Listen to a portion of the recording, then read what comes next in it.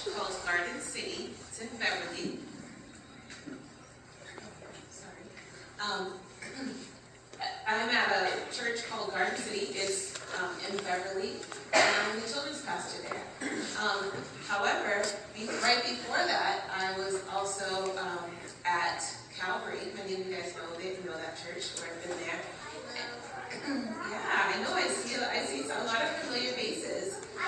And so when I was at Calvary, one of the things that I did there, and I still do at Garden City, is I am in charge of family missions trips.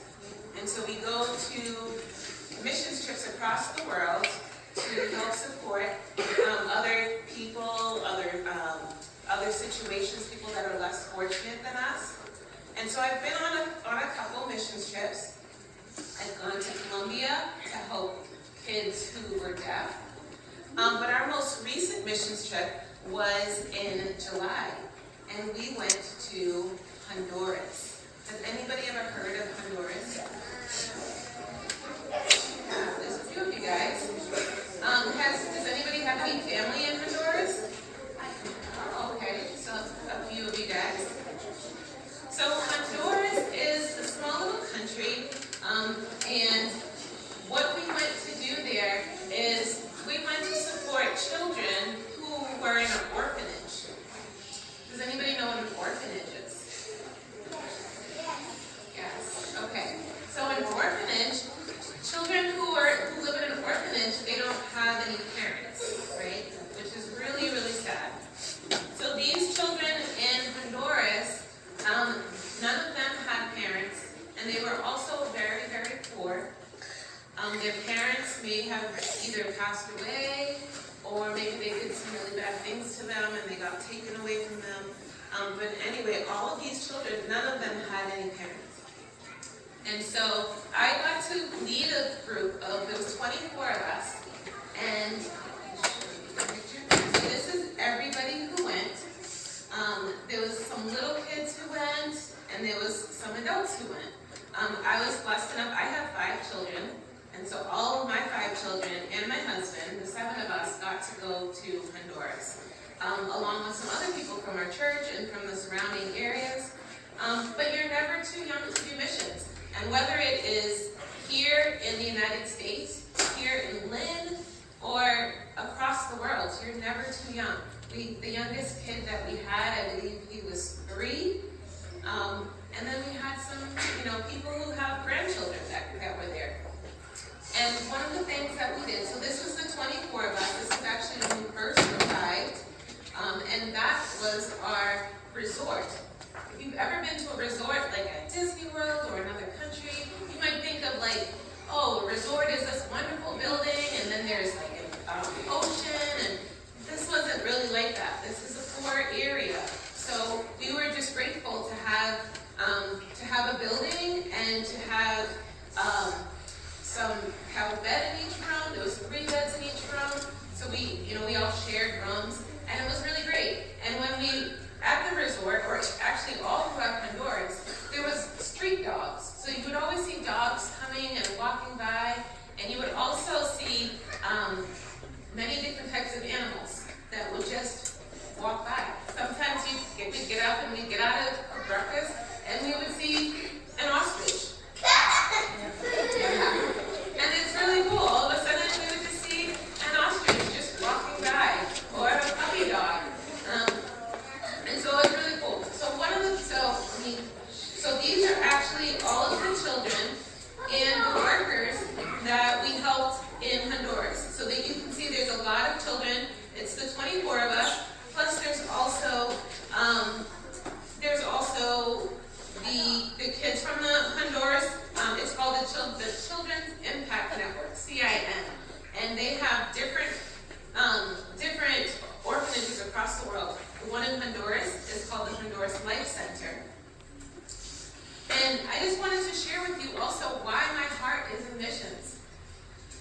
My heart is in missions because in Mark chapter 16, verse 15, it says, Jesus is talking. And at this time, Jesus had already died, he'd already been resurrected, and he came back. and he was talking to people and telling people and giving people the instruction of what to do. And he said to them, "Go into all the world and preach the gospel to all creation." And so everybody needs to hear it. Everybody needs to know about Jesus. And some parts of the United States, they don't have good access to know about Jesus. They may not know what's going on. And so in Honduras, you can kind of see that there's a lot of mountains. There's not a lot of things out there where the school, the orphanage was. There's not a lot of things out there. So these kids, they deserve to know about who Jesus is too. They don't have a mom or a dad that love them, that can read the Bible with them, can share stories with them. And so it was really sad to our heart. So we got to spend time with all of these kids every day, which was really great. In addition to that, the other thing that we did when we were in Honduras is we did 3 times, we did what's called sidewalk Sunday schools. And what a sidewalk Sunday school is when you just kind of go to a neighborhood, maybe a church yard, and we did one public school, which that wouldn't really happen here. A lot of public schools here, you can't just go there and talk about God. But there you could. So we got to go to a public school, and we just basically threw a party. Played music, and kids would come, and then we would teach them about Jesus. So this is actually one of the sidewalk Sunday schools that we went to, that there was just kids in the neighborhood, and they came, it was at a church, and it was really, really hot, so we got to do it inside, and we got to play worship music, we got to just minister and preach to these kids that lived in the neighborhood, that maybe they don't have access to things. And a lot of kids in Honduras, they're actually too poor to go to school.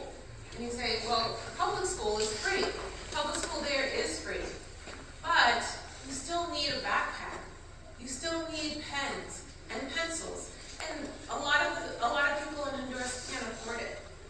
So they don't send their kids to public school. They might have their kids working.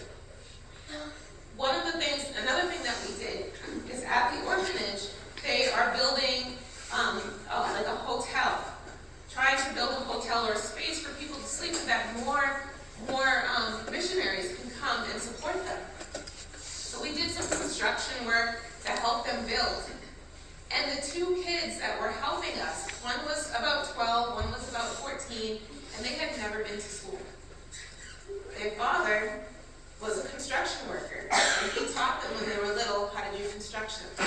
And so they got to help out, and they taught us how to build this building. And we were building like a little hotel, a little spot for people to come, for missionaries to come, so that they don't have to stay at a resort, and it'll be a little bit cheaper. And these 2 kids, they didn't know how to read. We were talking to them about games.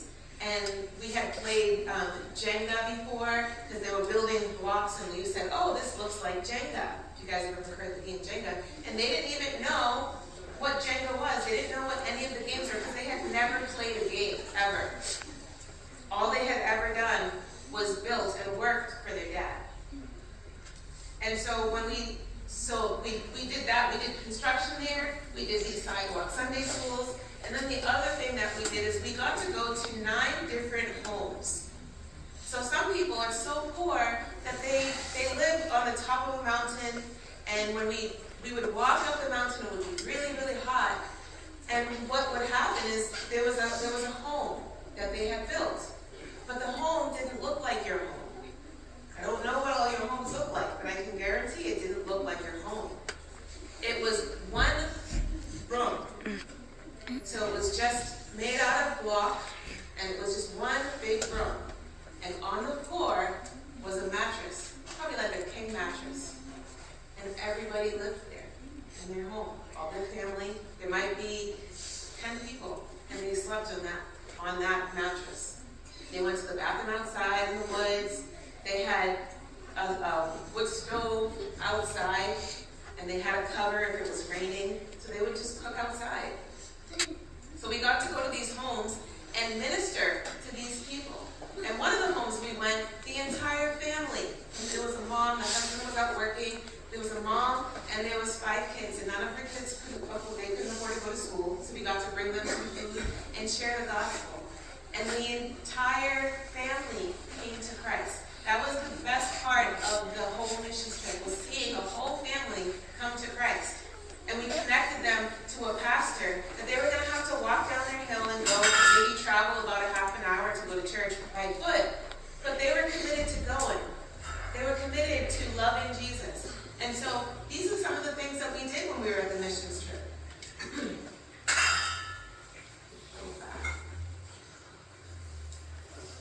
And so when we go to, you don't have to go, again, you don't have to go across the world to do missions. One of the things that you can do is you can be nice and love on your neighbors. Maybe somebody that lives across the street from you doesn't know Jesus. And you can share the good news, and you can say, well, I'm kind of embarrassed, I'm kind of shy. When it's time and Jesus comes back, we want our friends, our loved ones to come with us. They all need, everybody needs to hear about Jesus. Everybody does. So I just want to share a video with you with the way that we traveled, because it was 24 of us, and we all fit in one bus. And we squeezed into this bus. And this video, I believe it's us practicing. And so in Honduras, they speak Spanish. So there was a few people, I speak Spanish, but there was a few other people that spoke Spanish in our group, but most people didn't. So we still had to learn the worship songs in Spanish so that we could minister to other kids. So this is us practicing in the bus, traveling somewhere, practicing, and we would sing in the bus to practice. Let's see if I can get it.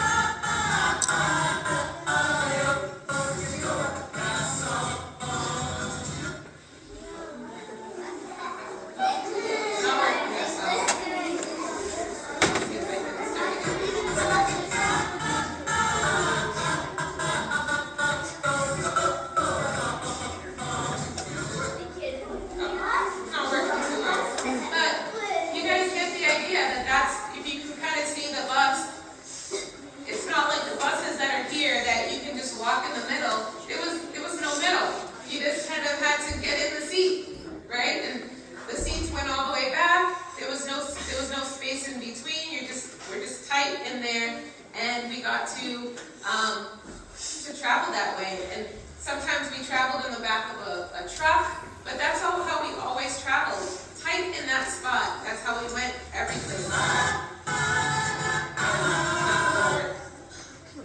But that's okay.